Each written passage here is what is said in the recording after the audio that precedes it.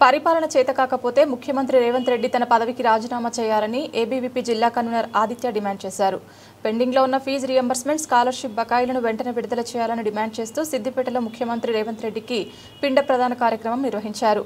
ABVP Siddipet శాఖ ఆధ్వర్యంలో రాష్ట్ర శాఖ పిలుపు మేరకు పెండింగ్ లో ఉన్న ఫీజు రియంబర్స్మెంట్, స్కాలర్షిప్ బకాయిలు విడుదల చేయడం చేతకాని కాంగ్రెస్ ప్రభుత్వం అంటూ రేవంత్ కి పిండ ప్రదానం చేశారు.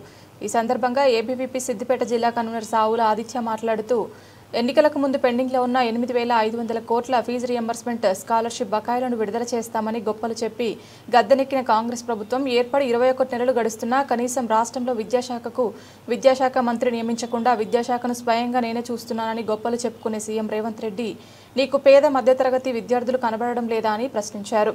ప్రభుత్వ వైఫల్యం వల్ల సంక్షేమ హాస్టల్లో చనిపోయిన విద్యార్థుల కుటుంబాలకు న్యాయం చేసి విద్యా వ్యవస్థను పూర్తిగా పటిష్టంగా రూపుదిద్దాలని డిమాండ్ చేశారు. లేని ఎడల రానున్న రోజుల్లో రాష్ట్రంలో ఎక్కడికెక్కడ కాంగ్రెస్ మంత్రులను, ఎమ్మెల్యేలను అడ్డుకుంటామని హెచ్చరించారు.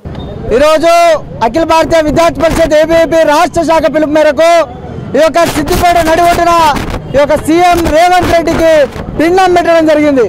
ఎందుకోసము అంటే ఈరోజు మొన్నటికి మొన్న 3 రోజుల కింద ఈ సిద్దిపేట కేంద్రంగా ఈ యొక్క సీఎం రేవంత్ రెడ్డి దాడ సంస్కారాలు పూర్తయిన మనందరం కూడా చూసినాం.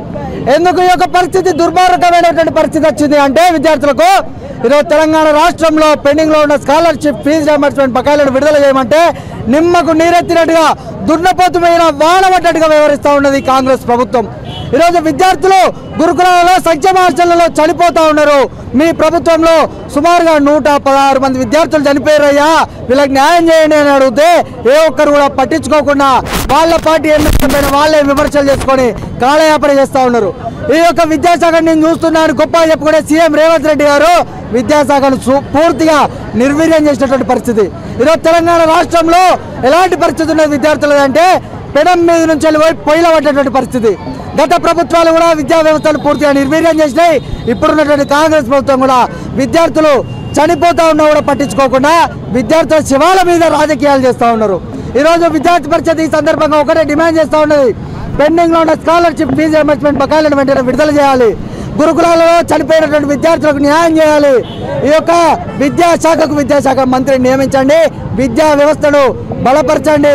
విద్యా వ్యవస్థను నిర్వీర్యం చేయకండి, నీరుగార్చే ప్రయత్నం చేయకండి.